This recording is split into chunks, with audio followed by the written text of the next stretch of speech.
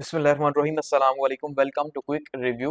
और quick review current affair series के अंदर आपका वेलकम है। और करंट अफेयर्स में आज हम बात करने लगे हैं जी कि ट्रम्प साहब ने जो है वो एडिशनल 25% टैरिफ जो है वो लगा दिया है इंडियन गुड्स के ऊपर। ठीक है, और उसका रीजन क्या है कि भाई रशियन ऑयल जो है वो परचेज किया जा रहा है, तो इस वजह से उन्होंने एडिशनल जो है वो लगा दिया। तो रिलेशंस जो है वो इंडिया और अमेरिका के वो न्यू लो के ऊपर पहुंच चुके हैं। ठीक है, इन्हीं दो बातें हमें यहाँ से पता चल रही हैं। एक तो ये कि भाई जो टैरिफ इम्पोज किया गया वो 25% मजीद बढ़ा दिया। 25% पहले था, ठीक है, अब 25 मजीद कर दिया गया। सो इसका मतलब टैरिफ जो है वो 50% पे कर दिया गया है इंडिया के लिए। ठीक है, और जो इनके ताल्लुकात हैं अमेरिका और इंडिया के, जो ताल्लुकात मिसाली जा रहे थे आज से 3 महीने पहले तक, और बड़ी एग्जांपल्स दी जाती थी कि भाई अमेरिका और इंडिया के रिलेशंस की, तो वो न्यू लो पे आ चुके हैं, यानी वो कम तरीन सतह पे जो है वो आ चुके हैं दोनों ममालिक के रिलेशंस। ठीक है, तो एक तरह से अगर हम देखें रीजनल कंट्री होने के, नेबरिंग कंट्री होने के नाते, तो एक्चुअली में पाकिस्तान का इतना ही ज्यादा फायदा है जितना ज्यादा इंडिया नीचे जाएगा। जाहिर बात है, जब इंडिया हमारा दुश्मन है तो वो नीचे जाएगा तो हमें फायदा होगा। ठीक है, दूसरी साइड पे अगर हम देखते हैं इंडिया के हिसाब से, तो जाहिर बात है इंडिया के लिए बहुत बुरा झटका है कि वो कैसे इस झटके को जो है वो मैनेज करेगा, और 50% टैरिफ वो कैसे इतनी ग्रोइंग इकोनॉमी जो है वो इसको सस्टेन करेगी। तो ये काफी बड़ा झटका जो है वो ट्रम्प साहब ने दिया है। इसको डिस्कस करते हैं। अब पहले 25% टैरिफ आपने देखा उन्होंने इंडिया के ऊपर लगाया, और फिर ट्रम्प साहब मुसलसल इन्हें 2 से 3 दिनों से जो है वो धमकियां दे रहे थे कि अगर आपने रशियन ऑयल जो है वो परचेज करना न छोड़ा तो हम आपके ऊपर ग्रेजुअली जो है वो टैरिफ को बढ़ाएंगे, यानी मजीद बढ़ा देंगे, ये कहा गया। ठीक है, और उसी में जो है वो डोनाल्ड ट्रम्प साहब ने फिर क्या किया जी, 25% बढ़ा दिया। क्यों? क्योंकि जो इंडिया का रिस्पॉन्स आया था वो बड़ा खतरनाक था। ट्रम्प साहब ने धमकियां दी तो आगे से इंडिया ने जो है पूरी एक स्टेटमेंट जारी कर दी कि भाई जो ईयू है, यूरोपीय यूनियन है, और जो अमेरिका खुद है, ठीक है, वो भी तो परचेज कर रहे हैं रशिया से। और काफी उन्होंने लिस्ट बताई कि भाई ये चीजें परचेज की जा रही है, तो जब आप कर रहे हैं तो हम क्यों ना करें। ठीक है, तो इसके ऊपर ट्रम्प साहब को ज्यादा गुस्सा आया कि भाई आप तो हमारी बराबरी के भी नहीं है, तो आप हमसे बराबरी की बातें कर रहे हैं। तो शायद उन्होंने बुरा मना लिया, जैसे जो है उन्होंने ईरान की दफा बुरा मनाया था कि भाई आपने हमें जवाब क्यों दिया। इसलिए अब जो है उन्होंने एग्जेक्टिव ऑर्डर के थ्रू जो है इन्होंने 25% एडिशनल टैरिफ लगा दिया। हालांकि इंडिया ने जो रिस्पांस दिया था वो हकीकत था कि भाई ईयू या अमेरिका खुद बायर्स हैं, तो इंडिया की इतनी बड़ी आबादी है वो कैसे मैनेज करेगा इसको। तो इस डिसीजन के रिस्पांस में अब जो है, अब उसका रीजन क्या बना, यानी कि रशियन ऑयल बना कि आप रशिया को फायदा दे रहे हैं, इसका मतलब आप वॉर को फ्यूल दे रहे हैं। तो 50% जो टैरिफ है वो लगा दिया गया है, और ये बहुत ही ज्यादा क्रिटिकल हो चुका है इंडिया के लिए। वो कैसे उसकी इकोनॉमी जो है वो सस्टेन करेगी, क्या उसकी मैशत इस काबिल है कि वो जो है ये मैनेज कर सके 50%। अब देखिए, अगर इंडिया की इकोनॉमी की बात करें तो कौन कौन से सेक्टर्स जो है सबसे ज्यादा जो है वो इम्पैक्ट होगा उनके ऊपर। टेक्सटाइल के ऊपर बहुत बड़ा इसका असर आएगा, क्योंकि बहुत बड़ा टेक्सटाइल जो है वो इंडिया एक्सपोर्ट करता था अमेरिका को। फुटवेयर के ऊपर आएगा, जेम्स और ज्वेलरी के ऊपर आएगा। इसके अलावा फार्मास्यूटिकल जो सेक्टर है उसके ऊपर नहीं लगाया गया फिलहाल। तो अब जो इंडिया और अमेरिका के जो रिलेशंस हैं वो इसके नतीजे के तौर पे नीचे जा रहे हैं। अब देखिए, पिछले 3 महीने से हम इस चीज को देख रहे हैं। खास करके आपने देखा मई के बाद से जो है मामलात बने, जो इंडिया और पाकिस्तान का जो कॉन्फ्लिक्ट हुआ उसने को बहुत ही ज्यादा जो है टर्निंग पॉइंट लिया इंडिया के लिए, और इंडिया के लिए वो डिजास्टर्स साबित हुआ दो तरह से। एक तो इस तरह से कि पाकिस्तान ने जो डैमेज किया, यानी इंडिया को जो नुकसान पहुंचाया, उस नुकसान के नतीजे के तौर पे हम ये कहते हैं भाई 6-0, यानी 6 जहाज उनके गिरा दिए। एक तो पूरी दुनिया के अंदर उनकी जगहसाई हुई कि भाई आपने पाकिस्तान से मार खा ली। दूसरी साइड पे हम ये देख रहे हैं कि भाई अमेरिका या ट्रम्प साहब जो है वो बार बार ये कह रहे थे कि ये वॉर मैंने रोकी है, और 28 बार वो कह चुके हैं, और इसके ऊपर भी इंडिया ने इसको एक्सेप्ट नहीं किया और कहा कि भाई आपने नहीं रोकी, हमने अपनी मर्जी से सीज फायर किया। तो उसके नतीजे के तौर पे ट्रम्प साहब से उनके ताल्लुकात खराब होना स्टार्ट हो गए, और वो ग्रेजुअली नीचे ही आते गए। उसके बाद आपने देखा, जैसे हमने यहाँ पे पाकिस्तान और इंडिया दोनों ने डेलीगेशन भेजा कि भाई जाके आप इंटरनेशनल कम्युनिटी को बताएं कि गलती किसकी है। इंडिया पाकिस्तान के ऊपर ब्लेम डालता रहा, पाकिस्तान इंडिया के ऊपर। तो हमारी साइड से आपने देखा जो है वो बिलावल भुट्टो गए, ठीक है, और उनको काफी ज्यादा कामयाबियां भी मिली वहां पे। दूसरी साइड पे हम ये देख रहे हैं कि इंडिया के शशि थरूर साहब गए, उनको को बहुत ज्यादा कुछ जो है वो पजीराई नहीं मिल सकी, हालांकि वो खुद बहुत बड़े इंटेलेक्चुअल हैं। ठीक है, तो अब उसके बाद मुसलसल, यानी कि पिछले 3 महीनों से इनके जो रिलेशंस हैं वो नीचे आ रहे हैं। और इस नोयत पे जहां पे आज इंडिया और अमेरिका के ताल्लुकात खड़े हैं, शायद ही कभी खड़े हों, क्योंकि ट्रम्प की जो फर्स्ट टर्म थी 2014 के बाद की, उस टर्म से बहुत अच्छे ताल्लुकात थे इंडिया के और यूएस के। ठीक है, और एक मिसाली ताल्लुकात बताए जाते थे, और ट्रम्प साहब जो है वो मोदी साहब बड़े प्राउडली बताते थे कि देखो भाई अमेरिका या जो ट्रम्प है वो तो मेरा जिगरी दोस्त है। ठीक है। तो इसलिए बड़ा जो है सराहा जाता था, लेकिन इस बार बिल्कुल ही कुछ अपोजिट हो गया कि इंडिया जो है उसको बिल्कुल ही साइडलाइन कर दिया गया। हालांकि हम ये देख रहे थे कि भाई इंडिया को फ्यूल किया जाता था चाइना की वजह से, कि भाई चाइना जो है वो यहाँ पे एक थ्रेट है अमेरिका का, तो अमेरिका उसकी वजह से इंडिया को जो है वो पावर दे रहा था। लेकिन शायद वो चीज भी अब जो है वो अमेरिका साइडलाइन कर रहा है, और उसका जो कंप्लीट फोकस है वो किसके ऊपर है जी, कि भाई कोई भी जो है रशिया की मदद इस टाइम पे न करे। तो मुसलसल हालात यानी कि नीचे ही आए हैं दोनों मालिक के। ट्रम्प की जो जस्टिफिकेशन है क्यों टैरिफ लगाया, वो ये कह रहे हैं कि इंडिया जो है वो रशियन ऑयल परचेज कर रहा है, और ये बेसिकली क्या है, फ्यूल द वॉर मशीन, कि बेसिकली वो वॉर मशीन को फ्यूल कर रहा है, यानी यूक्रेन के ऊपर जो कुछ भी हो रहा है उसका असर इसके ऊपर भी है। हालांकि हमने कल देखा था कि यूक्रेन के सदर साहब ने पाकिस्तान के ऊपर भी इल्जाम लगाया कि भाई पाकिस्तान की जो मिशनरीज हैं वो यूक्रेन के खिलाफ लड़ रहे हैं रशिया की तरफ से, और पाकिस्तान के फॉरेन ऑफिस ने इसे डिनाई किया था।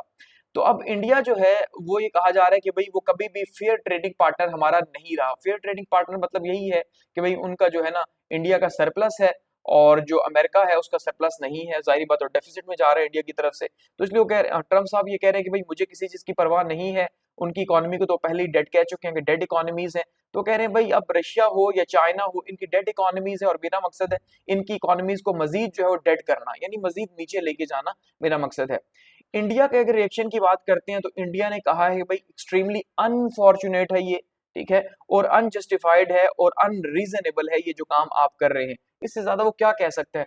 और लेकिन उसने ये भी कहा कि हमारा पर्पस जो है, यानी इंडिया का जो पर्पस है वो क्या है, वो नेशनल इंटरेस्ट की प्रोटेक्शन है, और हमारे नेशनल इंटरेस्ट इसी में है कि हम रशिया का जो ऑयल है वो परचेज करें, क्योंकि वो चीप है और हमारी जो है वो कंजम्पशन बहुत ज्यादा है, तो हमारा बहुत बड़ा पैसा लगता है, तो इसलिए हम जो है चीप ऑयल परचेज करेंगे और अपनी इकोनॉमिक सिक्योरिटी को भी देखेंगे। लेकिन अब यहीं पे आज हम देखते हैं तो इंटरनेशनल रिलेशंस कितने ज्यादा कॉम्प्लेक्स हो चुके हैं। एक साइड से जब हम बात करते हैं नेशनल इंटरेस्ट की, तो नेशनल इंटरेस्ट शायद जो बड़ी स्टेट्स हैं, यानी अमेरिका हो गया, यूके हो गया, ठीक है, तो इन ममालिक की हमें जो है वो फ्रांस, जर्मनी वगैरह की नेशनल इंटरेस्ट नजर आते हैं। बाकी छोटे ममालिक के लिए नेशनल इंटरेस्ट को इतना ज्यादा बड़ी बात नहीं है, क्योंकि अब देखिए यहाँ पे अगर ये अपने नेशनल इंटरेस्ट की बात करता है तो अब यहाँ पे भी तो इसका नेशनल इंटरेस्ट डैमेज होगा। जब इतना बड़ा जो है वो बिजनेस उसका रुकेगा, अमेरिका के साथ ट्रेड नहीं होगी, अमेरिका के साथ ताल्लुकात खराब होंगे, तो अमेरिका हर लेवल के ऊपर जाके इंडिया को जो है वो डॉज करने की कोशिश करेगा और नुकसान देगा। तो इंडिया को अगले जो है वो 2-3 सालों में जब तक ट्रम्प साहब मौजूद हैं वो बड़े बड़े झटके मिलेंगे। सो उनकी इकोनॉमी तो मुसलसल नीचे आएगी। ऐसा ही है, ये भी तो उनके नेशनल इंटरेस्ट के खिलाफ है। तो यहाँ पे काफी ज्यादा इंडिया के लिए बहुत मुश्किल है कि इंडिया जो है वो किस साइड पे जाए।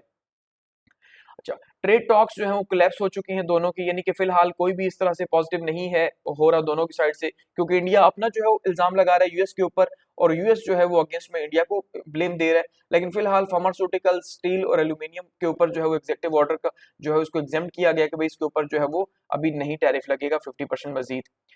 अच्छा, जियोपॉलिटिकल ड्रॉबैक क्या है कि फिलहाल अभी जो है वो चाइना अभी भी परचेज कर रहा है रशिया से, और रशिया से सबसे ज्यादा ऑयल चाइना परचेज कर रहा है, लेकिन अभी भी रशिया के ऊपर, चाइना के ऊपर कोई भी एडिशनल जो है वो नहीं लगा, ठीक है। तो रशिया जो है वो उसका बिगेस्ट जो कस्टमर है बेसिकली अगर हम देखें तो इंडिया है, इसलिए इंडिया को ज्यादा जो है टारगेट किया जा रहा है कि भाई आप जो है बहुत कुछ वहां से परचेज करते हो जिससे इंडिया को फायदा हो रहा है। अब इंडिया ने आगे से रिस्पांस दिया है कि भाई आपने जो हिपोक्रेसी की है, क्योंकि यूएस और ईयू खुद जो है वो बहुत बड़ी ट्रेड करते हैं रशिया के साथ। जैसे उन्होंने बताया जी, यूरेनियम आप परचेज कर रहे हैं, पैलेडियम आप परचेज कर रहे हैं, फर्टिलाइजर्स और केमिकल्स परचेज कर रहे हैं, स्टील और मशीनरी, तो ये सारी चीजें रशिया से जो है वो यूरोपियन यूनियन और अमेरिका खुद करता है। तो हमें इंडिया को ये नहीं क्यों मना कर रहा है, इंडिया का ये ब्लेम है, ठीक है। तो ये भी बहुत हद तक इनका ब्लेम ठीक है।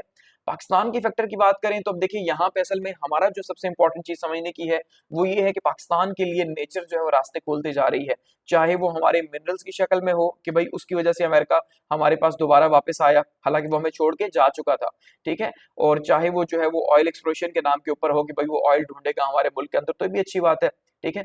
तो बेसिकली पाकिस्तान के फैक्टर का इस टाइम पे ये है कि अब देखिए पाकिस्तान और अमेरिका के जो ताल्लुकात हैं हम ये देख रहे हैं वो दोबारा से ऊपर जाना स्टार्ट हो गए हैं, और अमेरिका के साथ जिसके भी ताल्लुकात होते हैं, अमेरिका जाहिर बात है सुपर पावर है, उसे हर जगह पे फिर हेल्प मिलती है, हर इंटरनेशनल इदारे के अंदर हेल्प मिलती है, उसकी इन्वेस्टमेंट आती है। लेकिन वहीं पे अगर हम इंडिया की बात करते हैं तो इंडिया और अमेरिका के रिलेशंस नीचे जाना स्टार्ट हो गए हैं।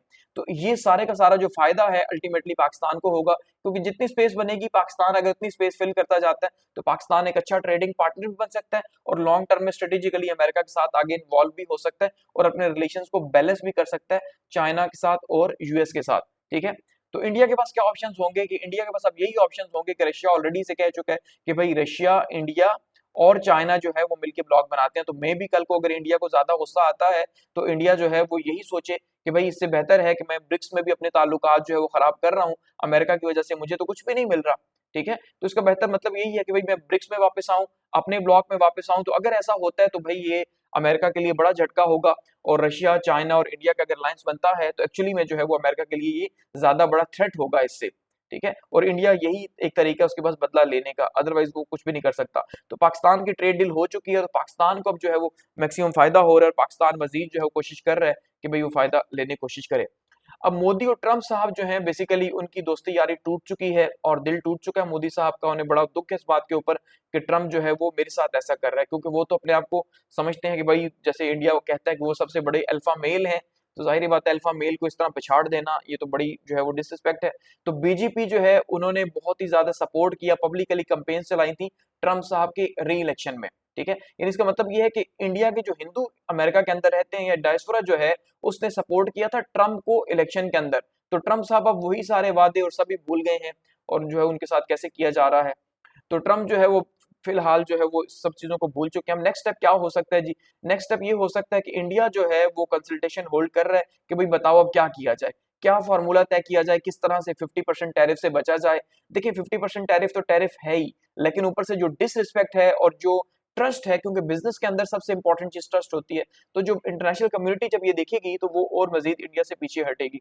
तो इसका आप कैसे ये जवाब देंगे, ये सबसे इंपॉर्टेंट और देखा जा रहा है। लेकिन फिलहाल तक इंडिया ने जो स्टेटमेंट जो है वो जारी की है आज की, और स्टेटमेंट के अकॉर्डिंगली वो क्या कह रहा है कि भाई यूनाइटेड स्टेट्स जो है वो रिसेंट डेज के अंदर हमें बार बार इंडियन ऑयल जो इंपोर्ट कर रहा है रशिया से उसे टारगेट कर रहा है, जबकि हम इस बात को क्लियर कर दें कि भाई हम जो है वो हमारी आबादी है 1.4 बिलियन यानी 1 अरब 40 करोड़ के करीब आबादी है, तो हम तो उसकी सेफ्टी को इंश्योर कर रहे हैं और हम एनर्जी सिक्योरिटी को इंश्योर कर रहे हैं, तो हम तो ये ले रहे हैं।